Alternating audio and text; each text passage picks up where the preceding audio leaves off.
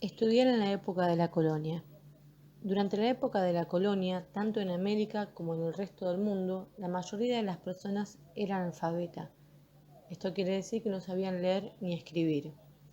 En las ciudades importantes del Virreinato del Río de la Plata había escuelas donde se enseñaba a leer, escribir, se enseñaban los preceptos de la religión católica y a comportarse correctamente.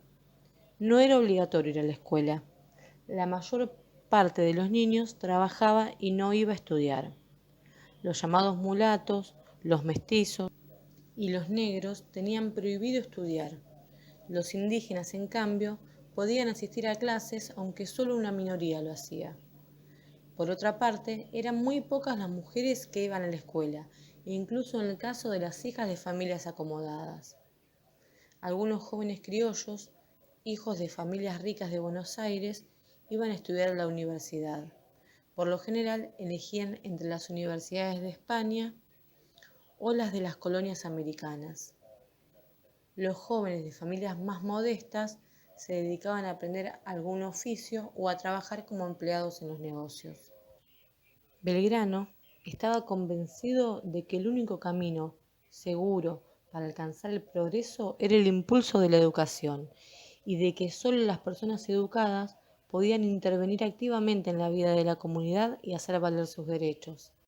Atribuía muchos de los males que aquejaban al país a la ignorancia y a la falta de establecimientos educativos. Por eso, propuso que se establecieran escuelas primarias en las ciudades y en el campo. En ellas, la enseñanza debía ser gratuita para quienes no poseyeran recursos suficientes. También reclamó que los jueces obligaran a los padres a enviar a sus hijos a la escuela. Igual todo esto, Belgrano no lo pudo lograr. Esto sucedió mucho más adelante, cuando Belgrano ya había fallecido. Para Belgrano, la misión principal de la educación era preparar a las personas para el trabajo. Por eso, además de la enseñanza elemental, debió ofrecerse la posibilidad de aprender diferentes oficios. Desde el consulado, Belgrano propuso la creación de escuelas técnicas de agricultura, de hilado de lana, de comercio, de dibujo y de náutica. De todas ellas, solo fueron creadas la de dibujo y la de náutica. Belgrano también se ocupó de la educación de las mujeres, una actitud de avanzada en una época en la que el tema no merecía la atención de casi nadie. Recuerdan que a las mujeres en aquella época no se le concedían los mismos derechos que a los varones. Se creía que las mujeres solo debían quedarse en las casas, limpiando y cuidando a sus hijos. Por eso el pensamiento de Belgrano era muy llamativo en aquella época.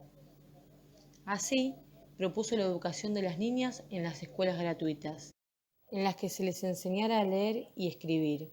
Además, estaba convencido de que había que enseñarles algunas manualidades, como bordar y coser, que les permitieran ganarse la vida de forma provechosa.